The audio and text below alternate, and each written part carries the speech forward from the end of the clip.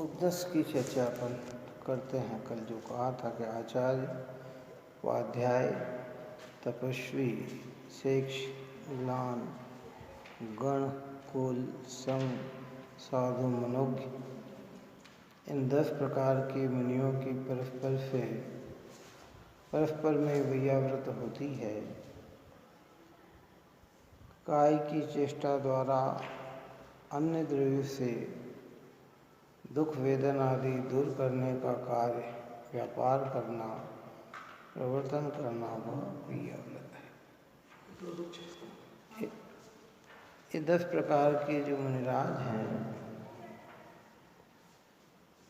ये आपस में एक दूसरे की भी व्याव्रत कर रहे हैं।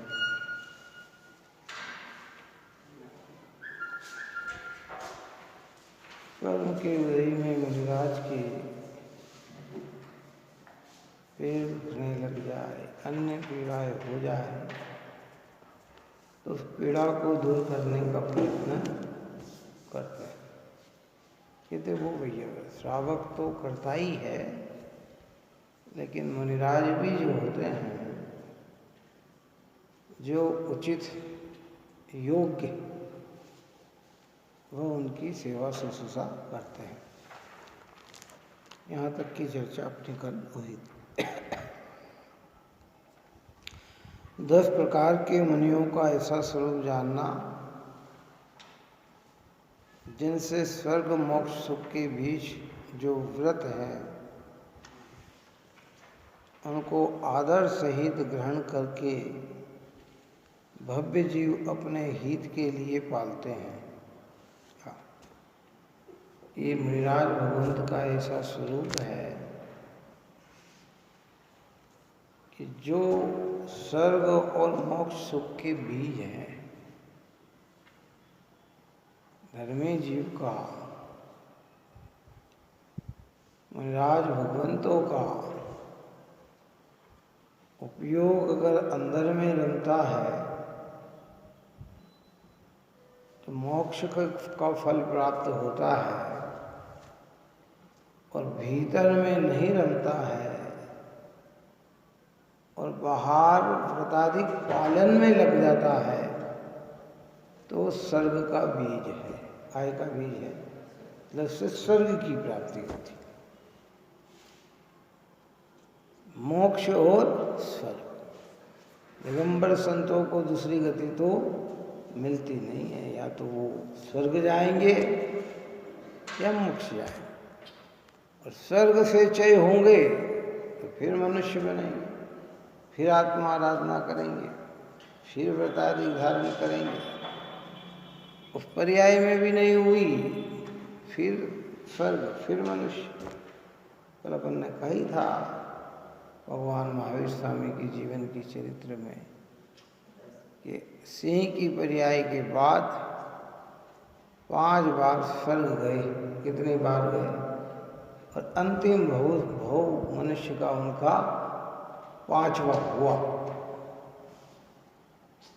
सिंह की पर्याय स्वर्ग, फिर मनुष्य बने, फिर स्वर्ग, फिर मनुष्य बने, फिर स्वर्ग, फिर मनुष्य, और उत्तरोत्तर ऊंचे ऊंचे स्वर्ग। पहले स्वधर्म स्वर्ग में जन्म लिया, फिर और आगे स्वर्ग में जन्म लिया, फिर और आगे स्वर्ग में जन्म लिया, और मनुष्यों में भी उत्तरोत्तर राजा, और आखिरी में चक्रवर्ती भी बन गए हैं।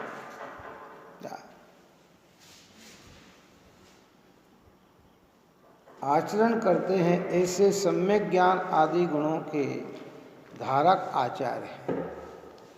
आचार्य भगवान जितने भी होते हैं, सम्यक ज्ञान आदि गुणों के धारी। टोडरमल्ली साहब की भाषा में अगर कहें तो उन्होंने तो आचार्य की परिभाषा ये दी कि जो सम्यक दर्शन ज्ञान चारित्र की अधिकता से प्रधान प्रद प्राप्त हुए हैं, मुख्यतः निर्विकल्प स्वरूपाचरण में ही मग्न रहते हैं, और जब रागांश का उदय हो तो दीक्षा लेने वाले को दीक्षा देते हैं, शिक्षा लेने वाले को शिक्षा देते हैं और प्रायश्चित विधि से दोष बताए उन्हें शुद्ध करते हैं। मुख्यता का शब्द क्या डाला कि मुख्यता तो निर्विकल्प स्वरूप में ही मग्न है। इतना संघ का पालन, और फिर भी मैंने पहले कहा था कि 1000 मुनिराज हों, कितने संघ हो, और आचार्य भगवंत हों, यद्यपि उनके ऊपर इतनी ज़्यादा जवाबदारी है, परंतु परिणामों की निर्मलता इनसे उनकी अधिक है। उपयोग भार में दिखेगा तो आचार्य का ज़्यादा दिखता है, इसका दिखता ज़्यादा, क्योंकि उन्हें तो सब संघ के हर व्यक्ति का, लेकिन जो अंदर का लेवल है ना, वो उनकी बहुत पवित्रता ली हुई है। शिक्षा ग्राहक को शिक्षा, दीक्षा ग्राहक को दीक्षा, प्रायश्चित विधि से शुद्ध करना, सम्यक दर्शन, ज्ञान, चारित्र की अधिकता। शब्द कैसे डाले टोटल साहब ने? सम्यक दर्शन, सम्यक ज्ञान, सम्यक चारित्र की अधिकता से प्रधान पद को प्राप्त हुए। इन्हें आचार्य ने उन्हें आचार्य बनाया ना, जिनने उनको आचार्य दिया, तो किस बात को देखकर उन्हें आचार्य बनाया कि उनके अंदर इनकी मजबूती है। सम्यक दर्शन, ज्ञान, चारित्र की अधिकता से। इसका अर्थ क्या हुआ कि सम्यक दर्शन, ज्ञान, चारित्र तो मुनिराज में भी होता है। सम्यक दर्शन, ज्ञान, चारित्र तो उपाध्याय में भी होता है, पर अधिक कहने का अर्थ यह है कि उनकी विशुद्धि अधिक है। मुख्यतः निर्विकल्प स्वरूपाचरण में मग्न रहते हैं, अपने उपयोग को अपने में ही रमाते हैं। तो कहते ऐसे आचरण करते हैं, ऐसे सम्यक ज्ञान आदि गुणों के धारक आचार्य हैं। सम्यक आदि 28 मूल गुण तो प्रत्येक मुनिराज में होते ही हैं, चाहे वे आचार्य हो, चाहे वे उपाध्याय हो, चाहे वे साधु मुनिराज हो। इन 28 के साथ 36 गुण और मुनिराज आचार्य भगवंत में प्रकट हो जाते हैं। कितने? उनकी प्रमुखता हो जाती है। 10 धर्म हो जाते हैं, 12 तप हो जाते हैं, 3 गुप्ती प्रकट हो जाती है ना, 6 आवश्यक है, 5 महाव्रत है। ये सब मिला के पंचाचार है। महाव्रत तो सामान्य में पंचाचार है। 22 और 5 27 और 3 गुप्ती की 30 और 6 आवश्यक 36। इसलिए अपन पूजा में बोलते हैं कि 36 गुण से तो मंडित, निश्चय रत्नात्रय हृदय हार, हे द्रव्य भाव संयम मय मुनिवर, सर्व साधु को नमस्कार। ऐसे आचार्य भगवंत, इनकी सेवा शुश्रूषा का जो भाव होता है वो सब भैया व्रत कहलाता है। देखो ये पद बहुत श्रेष्ठ पद होता है। और किसी ने 33 वर्ष की उम्र में आचार्य पद लिया है और कोई उनकी भूमिका में, उनके संग में 60 साल का मुनि हो, तो वो मुनि भी आचार्य की भैया व्रत करता है। श्रेष्ठ आगे होकर उन्हें वंदन करता है, नमन करता है। उम्र से इसका महत्व नहीं है, महत्व का इससे है, वो विशुद्धि से, गुणों से उसका महत्व है। बाहर में तो लगेगा कि ये बड़े हैं, ये छोटे हैं, बड़ा व्यक्ति छोटे को, अरे भाई उम्र। जब संघ की बात चलती है, दीक्षा में अगर कोई बड़ा हो, साधु साधु में ही आचार्य की तो बात, एक युवा ने दीक्षा ली है और उसकी दीक्षा का 10 साल हो गए और एक नए ने दीक्षा ली है, तो वो उनके लिए महत्वपूर्ण हो जाता है। क्या आचार्य जब अपनी दीक्षा छेदते हैं तो उसके बाद फिर वो साधुओं को भी फिर नमस्कार करते हैं। दीक्षा छेदना, दीक्षा थोड़ी छेदते हैं आचार्य। दीक्षा जैसे साधु पद आ गया, हाँ, आचार्य पद छोड़ दिया। वो तो जब समाधि का समय आता है ना, समाधि मरण का समय आता है, तो फिर वो अपना आचार्य पद किसी दूसरे को देते हैं, तो उनका आचार्य पद छूट जाएगा। वो फिर वो जो उन्हें समाधि दिलाता है वे गुरु हो गए उनके लिए, या जे आचार्य है वे गुरु हो गए उनके लिए, उनकी महत्ता समझते हैं, महिमा होती है उनकी। परोक्ष में तो आचार्य भी सब साधु को वंदन करते हैं। किसको करते हैं? जो गणधर देव है ना, मैंने उस रोज कहा था ना कि गणधर भगवान भी नमो अरिहंताणम और नमो सिद्धाणम ही बोल के नहीं रुकते हैं, वो नमो आयर्याणम भी बोलते हैं, नमो वज्जायणम भी बोलते हैं, नमो लोहे सर्व सावणम भी बोलते हैं। लोक में जहाँ जहाँ विराजमान उनको वंदन करते हैं, उपाध्याय को वंदन करते हैं, साधु को वंदन करते हैं। लेकिन प्रत्यक्ष के अंदर ऐसी व्यवस्था होती है कि ये पद हो गया, क्या हो गया? श्रेष्ठ पद हो गया। कौन सा पद हो गया? आचार्य पद पंच परमेष्टि में तीसरे नंबर पे आता है। कितने नंबर पे आता है? श्रेष्ठ पद। सिद्ध भगवंत, अनंत भगवंत के बाद अगर कोई महत्वपूर्ण पद होता है तो वो आचार्य परमेष्टि का पद होता है। तो वे आचार्य भगवंत, अन्य साधु और आचार्य में भी श्रेष्ठ पद होता है, वो गणधर का पद होता है। क्या होता है? गणधर आदि के होते। तो भूमिका के अनुसार सब यथा योग्य है। और जब कोई अशक्त हो जाता है, बीमार हो जाता है, मान लो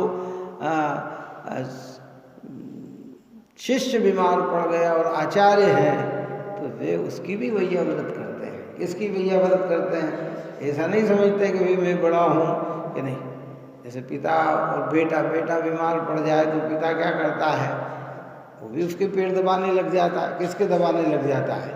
माथा दुखता है तो माथा दबाने लग जाता है। यद्यपि आप और हम तो मुँहों से करते हैं, काय से करते हैं, लेकिन वे तो निर्मोह होकर उनको उनमें वो आत्म तत्व नजर आता है और एक साधर्मीपना नजर आता है, तो वो भी करते हैं। यद्यपि वो शिष्य ना करता है, अरे नहीं, लेकिन फिर भी भाव वो उनकी वैया व्रत का उनको आए बिना रहता है। और बड़े बड़े के तो वैया व्रत सबका नहीं है, इसलिए आचार्य के कदम जिनके सानिध्य प्राप्त करके आगम का अध्ययन करते हैं, ऐसे व्रतशील श्रुत के आधार उपाध्याय हैं। 10 प्रकार के साधु की चर्चा चल रही है, मुनि के भेद की चर्चा चल रही है कि भाई पहले आचार्य का नाम लिया, फिर उपाध्याय का नाम लेते हैं कि जिनके समीप सानिध्य प्राप्त करके आगम का अध्ययन करते हैं। क्योंकि संघ में पठन पाठन जो कराते हैं उन्हीं को उपाध्याय कहते हैं। क्या कहते हैं? और मूल रूप में उपाध्याय तो क्या है? 11 अंग 14 पूर्व के पाठी होते, 25 2 अंग होते हैं ना उपाध्याय के, वो 11 अंग और 14 पाठी, यानी दोनों का जोड़ करें तो द्वादशांग के पाठी। क्या करें? 12वां अंग है ना, 12वां अंग के 14 पूर्व हैं। कितने पूर्व हैं? 11 अंग 9 पूर्व तक तो मिथ्यादृष्टि भी पहुंच जाता है। इतना ज्ञान तो मिथ्यादृष्टि भी कर लेता है, लेकिन 11 अंग 9 पूर्व के ऊपर जो पाठ होता है वो ज्ञानी के ही होता है। किसके होता है? हाँ, तो द्वादशांग का सार उपाध्याय के हृदय में 11 अंग 14 पूर्व का पाठ होता है तो वो कहलाते, क्या कहलाते, उपाध्याय। और उन उपाध्याय को आचार्य भगवंत की आज्ञानुसार संघ में जितने भी साधु हैं उन्हें पढ़ने पढ़ाने का, पठन कराने का आचार्य की आज्ञा से और उनको भाव होते हैं तो वो ये भी कार्य करते हैं। और श्रुत के धनी अपने मंगलाचरण में अपन ने बोला ही था सहज सुख साधन के कि उपाध्याय श्रुत के धनी ज्ञान दान करता, अध्यात्म सत ज्ञान से किए भव्य उद्धार है। कि जो उपाध्याय श्रुत के धनी, तो सांग के धनी है, इतना नॉलेज उनको है। और ज्ञान दान करता कि वे काय का दान देते हैं कि ज्ञान। सारे शिष्यों को उपाध्याय का काम शिक्षा देने का है, आचार्य का काम शिक्षा देने का भी है, आचार्य का काम दीक्षा देने का भी है, आचार्य का काम प्रायश्चित विधि से शुद्ध करने का भी है। कितना उपाध्याय तो इतना करते हैं, कितना करते हैं कि वे शिक्षा देते हैं। उनसे प्रायश्चित तो कितने, प्रायश्चित लेना है तो आचार्य श्री के पास जाओ, दीक्षा लेना है तो कहते हैं आचार्य श्री के पास जाओ है। उनका इतना है और इनका इतना कार्य। इस श्रुत के धनी होते हैं। शब्द देखो शीतल प्रसाद जी ने बहुत अच्छा डाला कि अध्यात्म सत ज्ञान से किए भव्य उद्धार। भव्य जीवों का जो उद्धार होता है, कल्याण होता है, वो अध्यात्म के सत ज्ञान से होता है। अन्य अगर अध्यात्म का रस नहीं आया और जिनागम के अनुसार बहुत कुछ भी पढ़ा, आचरण भी किए, तो पुण्यवंत तो उत्कृष्ट हो सकता है, क्या हो सकता है, लेकिन कल्याण का अवसर उसमें, कल्याण का अगर अवसर मिलेगा तो अध्यात्म ग्रंथ से ही मिलता है। अध्यात्म में अपने आत्म की अस्तित्वता समझ में आती है, अध्यात्म में दो द्रव्य की भेदता समझ में आती है, अध्यात्म में सद्रव्य परद्रव्य की भिन्नता समझ में आती है, स्वाभाविक विभाविक भाव का भेद ज्ञान होता है। और बाकी तो ठीक है, 14 गुणस्थान के नाम भी सीख लिए, 14 गुणस्थान की परिभाषा भी सीख ली है, चरणान योग के भी व्रतादि को सीख लिए, कर भी लिए। लेकिन अगर 6 द्रव्य 7 तत्व 9 पदार्थ की श्रद्धा नहीं बनी और इसमें भेदता उपलब्ध नहीं हुई तो कहते जीव का कल्याण नहीं होता। वो कल्याण तो है कौन सा, कि स्वर्ग आदि की प्राप्ति हो, धनादि की प्राप्ति हो, अनुकूल संयोग मिले, अच्छे क्षेत्र में जन्म ले ले। व्यवहार में तो इनको भी हित कहते हैं, क्या कहते हैं, हम कहते हैं ये हमारे बहुत हितैषी है। क्यों साहब, ये आपकी काय को, अरे साहब ये हमारे शरीर का बहुत ध्यान रखते हैं, हमारी बीमारी का बहुत ध्यान रखते हैं। फिर पूछा क्यों साहब, ये, अरे साहब ने ये हमारे व्यापार का बहुत ध्यान रखते हैं, अरे साहब ये हमारे रिश्तेदारों का बड़ा ध्यान, तो उसको भी हितैषी कहा जाता है। लेकिन वो हितैषीपना ओरिजिनल हितैषीपना नहीं है। ओरिजिनल हितैषी तो वह है कि जिसमें हमारे विकारों का अभाव हो और हमारे स्वभाव की उपलब्धि हो। और उपाध्याय जितने भी होते हैं वो के क्या होते हैं कि अध्यात्म सत ज्ञान से किए भव्य उद्धार। अब सोच सकते हैं अपन कि जिनको 11 अंग 14 पुरों का पाठ हो, ज्ञान हो, उस जीव की बुद्धि कैसी तीक्ष्ण होती होगी है। थोड़े से ज्ञान में आदमी अनुमान ज्ञान लगा लगा कर न जाने क्या क्या समझ लेता है। जिसको इतना ज्ञान हो वो सामने व्यक्ति की भाषा से, क्रिया से, आदान प्रदान से ही समझ लेता है कि इसके परिणाम की दशा क्या है। सामान्यतः में ये लोग होते नहीं फ्रेश करके, हम तो चेहरे से पहचान जाते हैं साहब कि आपको क्या चाहे, आपकी भावना क्या हो सकता है। फ्रेश रीडिंग कहते हैं जिसको, फ्रेश रीडिंग, फ्रेश से समझ जाते हैं कि ये अरे ये तो बहुत छोटी सी चीज़ है, इनको समझने में तो क्या पशु समझ लेता हमारी फ्रेश रीडिंग, कौन? बात समझ में आई ना? पशु समझ लेता है ना?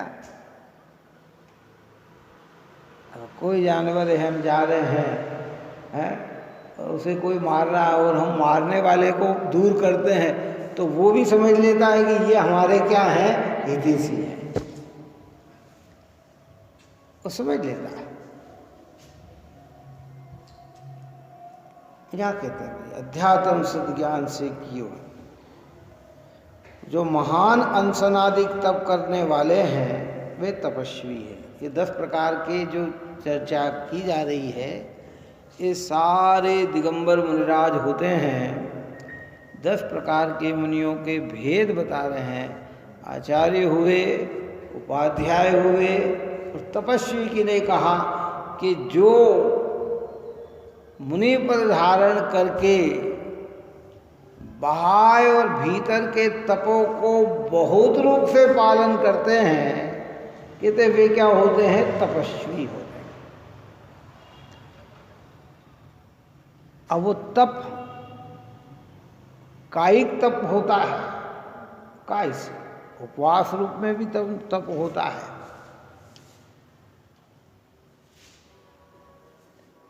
गर्मी सर्दी को सहन करते हुए भी तप होता है। ये सब इनका नाम है तपस्वी। जो निरंतर श्रुत के शिक्षण में तत्पर तथा व्रतों की भावना में तत्पर रहते हैं, उन्हें शेक्ष कहते हैं। ये शेक्ष मुनिराज श्रुत को पढ़ने में पूरा है, व्रतादिक में लगे हुए हैं, तो कहते ये मुनिराज है। नाम अनेक प्रकार के, देखो जितनी भी चर्चा चल रही है ना, ये जैसे हमारे यहाँ तत्वार सूत्र में ये भी आता है, तत्वार सूत्र में फिर 5 प्रकार के मुनिराजों की भी चर्चा करते हैं। क्या ये पुलाक होते हैं, बकुस होते हैं, कुशील होते हैं, निर्गंत होते हैं, स्नातक होते हैं, ये 5 प्रकार। ये सारे जितने भी मुनिराज हैं ना, ये सब आत्मानुभव वाले मुनिराज हैं। क्या है ना समझ में? ऐसे ही यहाँ भी ये 10 प्रकार के मुनिराज है, तो इसका अर्थ ये थोड़ी कि ये मिथ्या दृष्टि होंगे। ये सब ज्ञानी मुनिराज की चर्चा चल रही है, और उन ज्ञानी मुनिराजों के भारी व्यवस्था को देखकर उस नाम से, जैसे कुंद आचार्य का क्या करा कि विदेश क्षेत्र में नाम पड़ गया उनका एलाचार्य। क्यों एलाचार्य क्यों नाम रख दिया उनका? कि वो वहाँ की सबकी अवगाहना की अपेक्षा उनकी अवगाहना बिल्कुल छोटी थी, तो कि एलाचार है। सिमंदर भगवान को ऊपर एक निगाह से निहारते निहारते निहारते उनकी गर्दन टेढ़ी हो गई, तो वक्र ग्रीव नाम रख दिया उनका है। ये क्या है कि ये वक्र ग्रीव है। वहाँ से आते हुए पीछी गिर गई, तो गद्द पंथ की पीछी बनाई, तो गद्द पीछे नाम रख दिया उनका, ये गद्द पीछे है। तो ऐसे नाम तो दिए जाते हैं, लेकिन कार्य को देख के नाम दे देते हैं। लेकिन सबके अंदर पवित्रता तो रत्नत्रयी की बनी ही होती है। अगर रत्नत्रयी की पवित्रता नहीं है तो मोक्ष मार्ग की शुरुआत नहीं है। क्या रोगादिक के द्वारा जिनका शरीर दुखी हो वे ग्लान है। रोगादिक के द्वारा जिनके शरीर में बहुत रोग दिख रहे हों, कोढ़ आ गया हो, पस झर रहा हो, और आँख सुल हो गया हो, नाक बह रही हो, ऐसा नहीं है। देखो इसलिए हमारे सम्यक दर्शन में एक गुण जो है ना, निर्विचिकित्सक नामक गुण, धर्मियों को ये गुण की सम्यक दृष्टि यानी निर्विचिकित्सक तो होना ही चाहिए, और न हो तो सम्यक टिकता नहीं है। कर्म का उदय किसी को नहीं छोड़ता। आप ये नहीं सोचे कि मुनिराज है तो इनको एक ऐसा कैसे हो गया। अरे उदय में क्या कौन सा रोग नहीं आ सकता, कैसा रोग नहीं आ सकता है। तो वो बिना ग्लानि के है उनकी सेवा सुसा करना। और ऐसे रोगी व्यक्ति को क्या कहते हैं, ये ग्लान मुनि है, यानी ये मुनिराज क्या है, रोगी मुनि है ये है।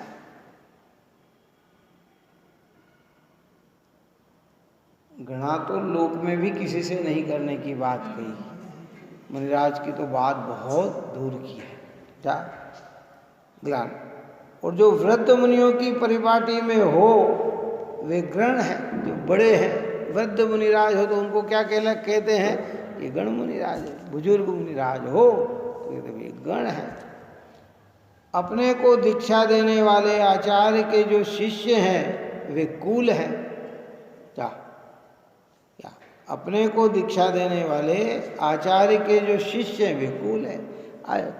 कुल परंपरा चल रही है, ये आचार्य की परंपरा सारे कि भाई ये किनके हैं, कि ये उस कुल के। जैसे आप और हमारे यहाँ जो जन्म लेता है तो वो हमारे कुल का कहलाता है। तो ऐसे किन आचार्य से ली, कि उन आचार्य से जितने ने भी ली है दीक्षा वो क्या कहलाते हैं, कुल वाले कहते हैं। भाई हम तो, जैसे अपन कई बार कहते हैं हम तो सिद्धों के कुल के हैं, हम तो भगवान महावीर के कुल के हैं, जैनी है न क्या अहिंसा धर्म के कुल के हैं, ऐसा भी कहा जाता है। तो ऐसे ही वे उनको वो कहा जाता है। ऋषि, यति, मुनि, अनगार, इस 4 प्रकार के मुनियों का जो समूह है वह संघ है। कितना संघ किसको कहा, कि जिस संघ के अंदर ऋषि हो, यति हो, मुनि हो, अनगार हो, ये सब साधु के ही नाम हैं। किनके, कहीं यति कह दिया है, कहीं अनगार कह दिया, या कहीं मुनि कह दिया, कहीं है ऋषि के यति कह दिया। ये साधु हैं जो पंडित पने के द्वारा, वक्ता पने के द्वारा हैं, हाँ भाव पर है बराबर। इस 4 प्रकार के मुनियों के समूह को संग, बहुत समय से दीक्षित है वे साधु है। बहुत समय से दीक्षित है, उन्हें क्या कहा गया, कि उन्हें साधु कह दिया। बहुत समय से दीक्षित हैं, होते हैं, कोई पद नहीं लेते हैं, दीक्षित है। और आज के समय में तो भैया देखो, आप और हमने कोई से भी मुनिराज की साधना देखी भी हो या सुनी भी हो तो 50 साल, 60 साल, 70 साल के साधु 70 साल तक साधु रहे। क्यों, उनको आचार्य की बात करें तो कहते 81 वर्ष तक साधु रहे। लेकिन पूर्व काल में तो लाखों करोड़ों वर्षों तक साधु बने में जीवन जीते थे। इतने जीते थे। अब सोचो, आदिनाथ भगवान के समय में आदिनाथ भगवान स्वयं 1000 वर्ष तक दीक्षित रहे, फिर केवल ज्ञान हुआ। 1000 वर्ष तक तो वे मुनि दशा में रहे, और ये तो हो गया। और कई ऐसे भी हैं कि जो बहुत लंबे 2000 वर्ष तक पूर्व पर्याय में भरत चक्रवर्ती का जीव मुनिराज रहा। कितने, 2000 वर्ष तक। किसको कहते हैं 2000 वर्ष तक है? तो कैसे कैसे तप किए होंगे, कैसे कैसे कार्य किए होंगे, हैं? होता है। और भी लंबे लंबे समय में, लंबे लंबे समय तक चलते हैं साधु। नहीं केवल ज्ञान हो रहा तो साधु तो कहते वे उन्हें जो है साधु कहते हैं। और जो पंडित पने के द्वारा, वक्ता पने द्वारा, ऊंचे कुल द्वारा प्रसिद्ध गुरु का शिष्य होना, लोगों में मान्य होकर धर्म का, गुरुकुल का गौरवपना उत्पन्न करने वाला हो, बढ़ाने वाला हो, वे मनोज्ञ हैं। ये इनको कहते हैं मनोज्ञ। मनोज्ञ का मतलब मन को हरण करने वाला, प्रभावित करने वाला। कौन सा मनोज्ञ का मतलब क्या है, कि जिनका नाम सुन के ही जीव क्या हो जाते हैं, प्रभावित हो जाते हैं। अरे आकर्षित करते हैं। ऐसे ही सुना, अरे क्या बात करें, एकदम अट्रैक्शन में आ गए हैं। अनेक प्रकार का ये मनोज्ञ। अथवा असंयम सम्यक दृष्टि भी संसार के अभावपने के कारण मनोज्ञ है। कौन? असंयम सम्यक दृष्टि को भी मनोज्ञ कह दिया। प्रभाव क्या?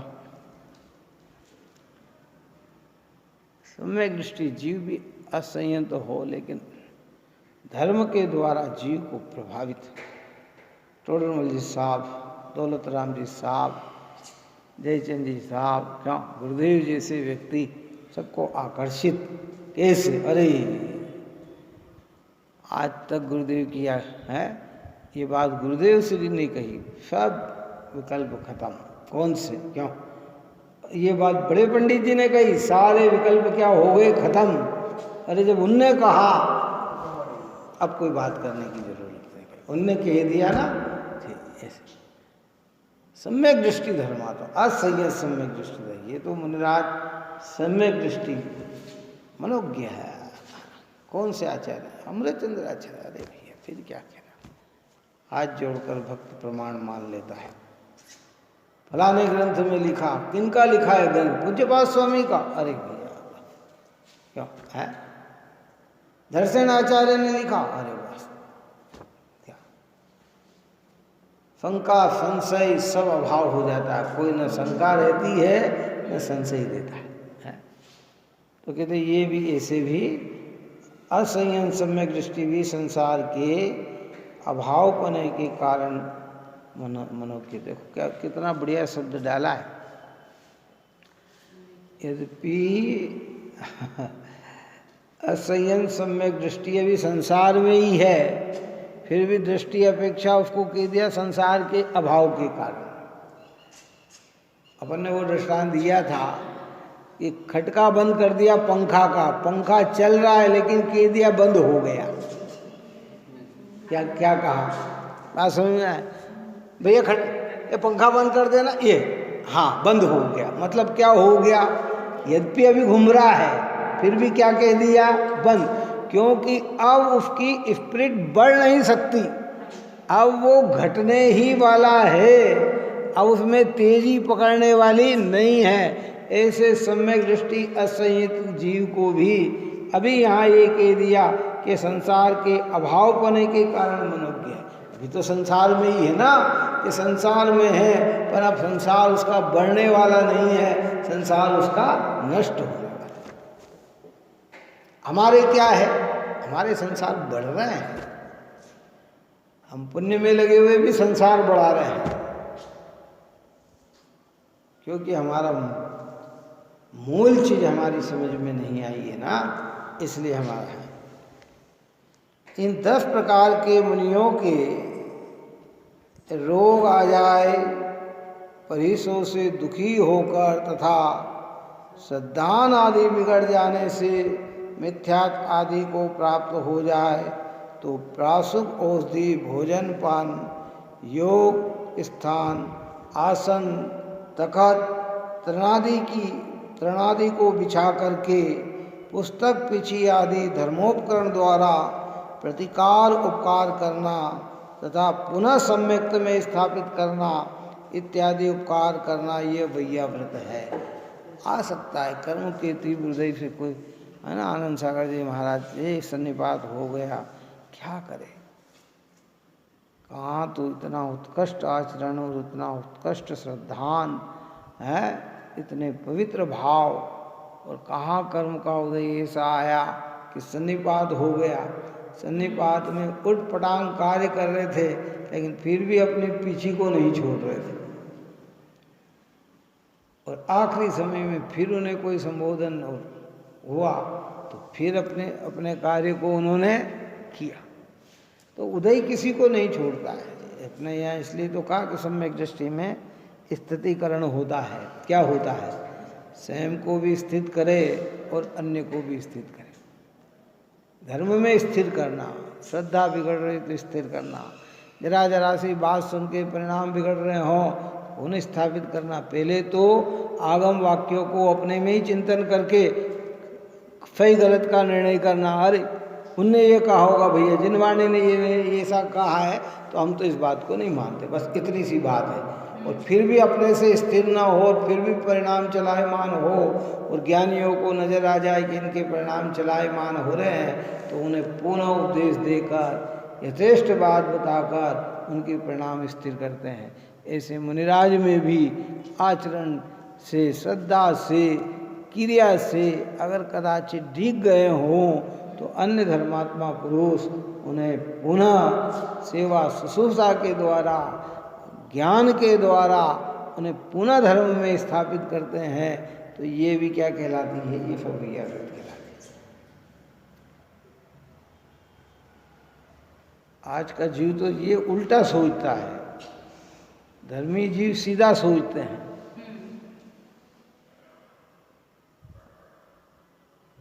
तीव्र कषाई जीव धर्म से डिगाने का प्रयत्न करता है, धर्मी जीव धर्म में लगाने का प्रयत्न करते हैं।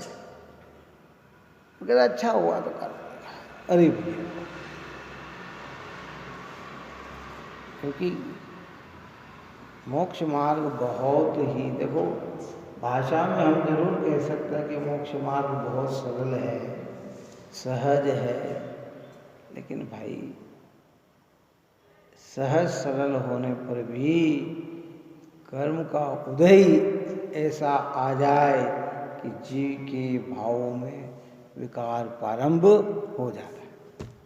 कर्म विकार कराता भी ये बात नहीं लेना, ये निमित्त नैमित्तिकता की दृष्टि से ये सब बात समझना। आ जाए क्या करें, आ जाए। और कोई अपने आप में इतना मजबूत होता, जैसे वादी मुनिराज का दृष्टांत देते हैं कि वो इतने अपने परिणाम शरीर में कोड़ रहा, देवता परीक्षा करने भी आ गए हैं और उनको अपने आप में इतना विश्वास था है, तो वो अपने परिणाम से नहीं डिगे। देवता ने कहा कि भाई आप इलाज करा लो, इलाज करा लो। कि भाई कहा करा दो, कर दो इलाज।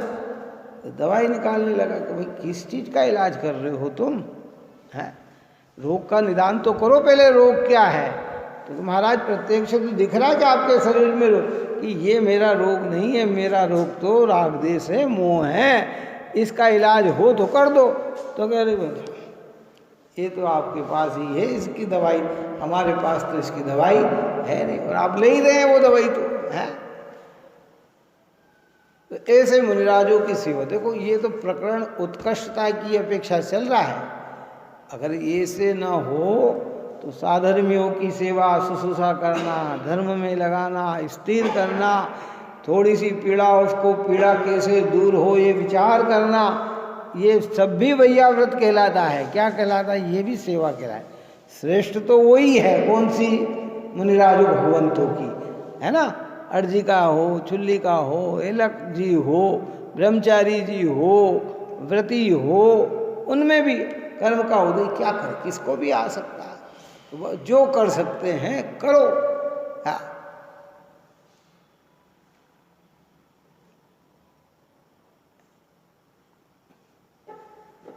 ज्ञानियों के प्रति भी जैन धर्म में दुर्भावना नहीं बताई जाती है, तो धर्मियों के प्रति तो बात क्या भाई, इतना पवित्र धर्म है। दुष्ट को भी मारने की प्रेरणा जनवाणी नहीं देती क्या? तो अन्य मत है कि पापियों का संहार करना चाहिए। कहते भैया पापी किस क्षण बदल जाए पता नहीं लगता। धर्मात्मा पुण्यात्मा पाप में परिणित हो सकता है और पापात्मा पुण्य में परिणित हो सकता है। क्या तथा पुनः सम्यक्त में स्थापित करना इत्यादि उपकार करना ये विजय व्रत है। यदि बाह्य जो भोजन पानी औषधि देना संभव नहीं हो तो अपने शरीर द्वारा ही उनका कफ नाक का मेल मूत्रादि दूर कर देने से तथा उनके अनुकूल आचरण करने से विज्ञाव्रत होती है। अगर भोजन पानी की व्यवस्था नहीं कर सकते तो शरीर में मलमूत्र भी हो रहा हो, क्या कर सकते। बहुत सारी चीज़ें होती है, न जाने कैसे कैसे कर्म का उदय आ जाता है। बोलो चारुदत्त की कथा पढ़ी ना, चारुदत्त की कथा। तद्भव मोक्षगामी चारुदत्त जी 56 कोटि दिनार के स्वामी हैं, और उनको कहाँ पटका, भिष्टा में जाके पटक दिया उनको। जन्म कहाँ हुआ, इतने बड़ी जगह, 56 कोटि दिनार के स्वामी हैं उस समय। आज हम अंबानी कहते हैं है?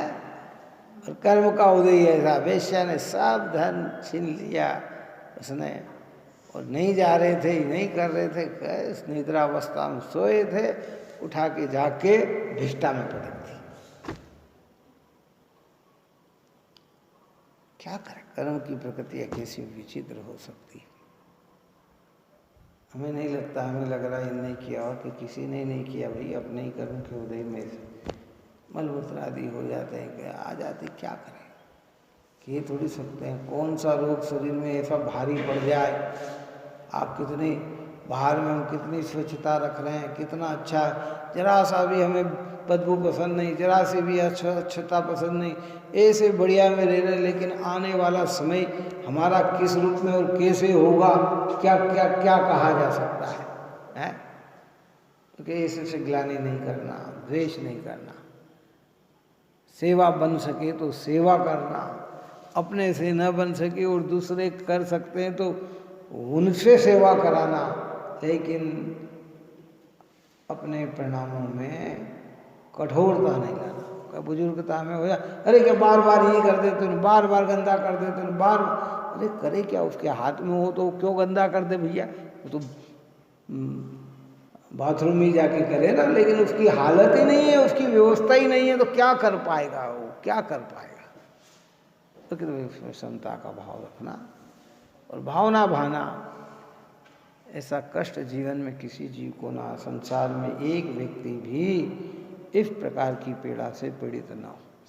क्या आप सकते, बड़े बड़े मुनिराजों को हो जाता है, तो फिर अपन क्या बात करें, सामान्य जीव की बात करें। कहा ना, चारुदत्त जैसे सेठ, और भी दूसरे कितने बड़े बड़े सेठ हैं, वो जिनकी अंतिम दशा ऐसी हुई है कि जो हम वचनों से भी नहीं कह सकते। बाहर के सामने 10 जने के सामने तो बहुत अच्छी व्यवस्था रखते हैं, और जहाँ कोई नहीं हो तो कोई बोलने वाला भी नहीं रहता, उनसे बोलते ही रह जाए, कहते ही रह जाए, कोई सुनने वाला भी नहीं रहता, उनकी बात भी नहीं सुनते। चाहे वो मल में पड़े हों, चाहे पेशाब में पड़े हों, चाहे काय में पड़े हों, पड़े रहते, कौन वो अभी पड़े रहो, सुबह करेंगे साफ, अभी तो ऐसे कैसे पड़े रहो तुम, ऐसे विचार वाले भी हैं। तो कहते भैया धर्मी समझकर सेवा करने का भाव, धर्मात्माओं में तो ऐसा भाव आए बिना रहता ही नहीं है, और नहीं आता है तो भी परिणति में विशुद्धता नहीं है। इस प्रकार की चर्चा भी अपन ने यहाँ की है, आगे और भी इसकी चर्चा चलेगी। आप और हम सभी जीव निरंतर ऐसे पवित्र 16 कारण भावना को अपने हृदय में भावना भाएं और पवित्र करें अपने परिणामों को, और सदा देव शास्त्र गुरु के सानिध्य में बने रहें। हे मंगल।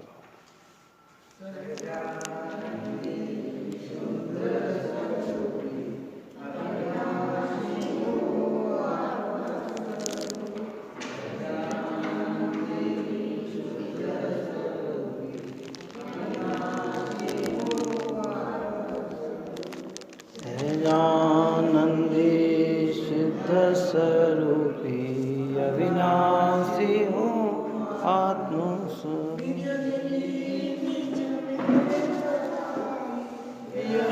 अनंत उपकार है उसके लिए जिनवाणी माँ को